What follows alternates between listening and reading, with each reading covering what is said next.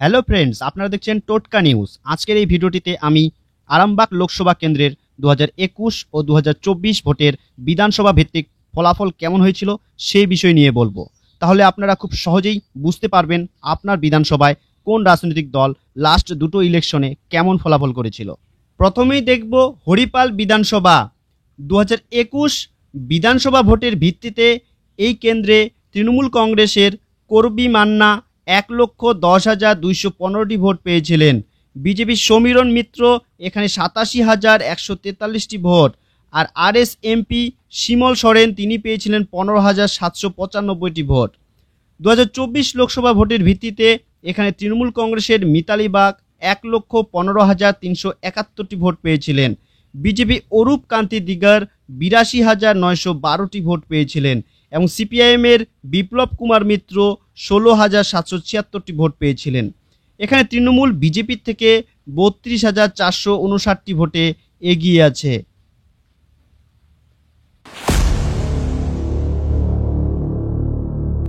এবার আমরা দেখব তারকেশ্বর বিধানসভা।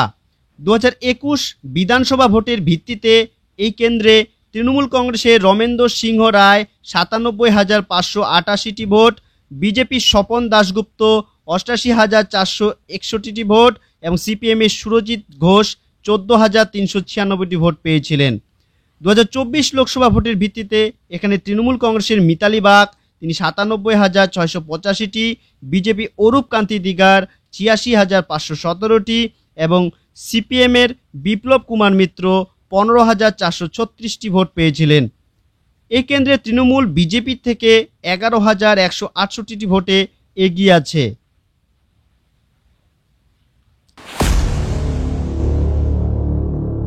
এবার আমরা দেখব পুরসুরা বিধানসভা। 2021 বিধানসভার ভিত্তিতে এই কেন্দ্রে বিজেপির বিমল ঘোষ 1,19,334টি ভোট পেয়েছিলেন। তৃণমূল কংগ্রেসের দিলীপ যাদব 91,156টি ভোট পেয়েছিলেন এবং কংগ্রেসের মনিকা মালিক ঘোষ 7,828টি ভোট পেয়েছিলেন। এবার 2024 লোকসভার ভিত্তিতে এখানে বিজেপি অরূপ কান্তি দিগার 1,14,636টি ভোট পেয়েছিলেন। তৃণমূল কংগ্রেসের মিতালি বাগ 91,744টি ভোট এবং সিপিএমের বিপ্লব কুমার মিত্র 9,585টি ভোট পেয়েছিলেন। এখানে বিজেপি তৃণমূলের থেকে 22,892টি ভোটে এগিয়ে আছে।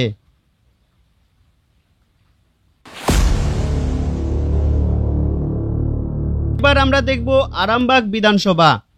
2021 বিধানসভার ভিত্তিতে এই কেন্দ্রে বিজেপির মধুসূদন বাগ তিনি 1,03,108টি ভোট পেয়েছিলেন। তৃণমূল কংগ্রেসের সুজাতা মণ্ডল খান 95,936টি ভোট পেয়েছিলেন এবং সিপিআইএমের শক্তিমোহন মালিক 14,965টি ভোট পেয়েছিলেন। 2024 লোকসভার ভিত্তিতে এখানে তৃণমূল কংগ্রেসের মিতালি বাগ 98,847টি ভোট পান, আর বিজেপি অরূপ কান্তি দিগার 98,301টি ভোট পেয়েছিলেন। সিপিএমের বিপ্লব কুমার মিত্র এখানে 12,846টি ভোট পান। এখানে তৃণমূল বিজেপির থেকে 546টি ভোটে এগিয়ে আছে।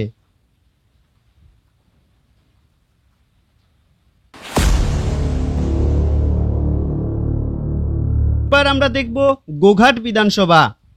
2021 বিধানসভা ভোটের ভিত্তিতে এই কেন্দ্রে বিজেপি বিশ্বনাথ কারক তিনি 1,02,227টি ভোট পেয়েছিলেন। তৃণমূল কংগ্রেসের মানস মজুমদার 98,080টি ভোট পেয়েছিলেন এবং ফরওয়ার্ড ব্লকের শিবা প্রসাদ মালিক 14,378টি ভোট পান। 2024 লোকসভার ভিত্তিতে এখানে বিজেপি অরূপ কান্তি দিগার 1,02,750টি, তৃণমূল কংগ্রেসের মিতালি বাগ 96,864টি ভোট এবং সিপিএমের বিপ্লব কুমার মিত্র 13,554টি ভোট পান।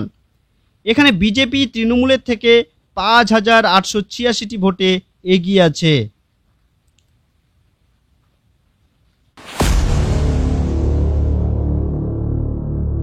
এরপর আমরা দেখব খানাকুল বিধানসভা।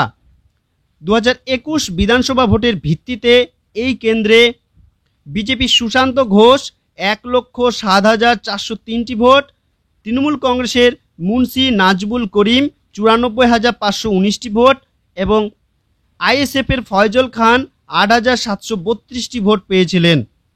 এবার 2024 লোকসভা ভোটের ভিত্তিতে এই কেন্দ্রে বিজেপি অরূপ কান্তি দিগার 1,07,165টি ভোট, তৃণমূল কংগ্রেসের মিতালি বাগ 90,043টি ভোট এবং সিপিএমের বিপ্লব কুমার মিত্র 10,977টি ভোট পান।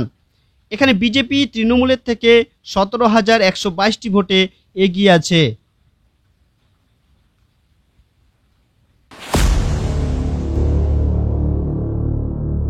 শেষে আমরা দেখব চন্দ্রকোনা বিধানসভা। 2021 বিধানসভা ভোটের ভিত্তিতে এই কেন্দ্রে তৃণমূল কংগ্রেসের অরূপ ধারা 1,21,846টি ভোট, বিজেপি শিবারাম দাস 1,10,565টি ভোট এবং আরএসএমপির গৌরাঙ্গ দাস 10,801টি ভোট পান। 2024 লোকসভা ভোটের ভিত্তিতে এখানে তৃণমূল মিতালি বাগ 1,19,878টি ভোট, বিজেপি অরূপ কান্তি দিগার 1,11,843টি ভোট এবং সিপিএমের বিপ্লব কুমার মিত্র 12,899টি ভোট পান। এখানে তৃণমূল বিজেপি থেকে 8,035টি ভোটে এগিয়ে আছে।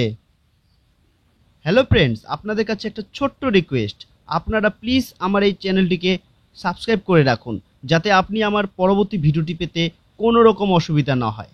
আর হ্যাঁ, আপনারা অবশ্যই জানান আপনি কোন বিধানসভার অন্তর্গত এবং কোন দলকে সাপোর্ট করেন, জানান আমার কমেন্ট বক্স।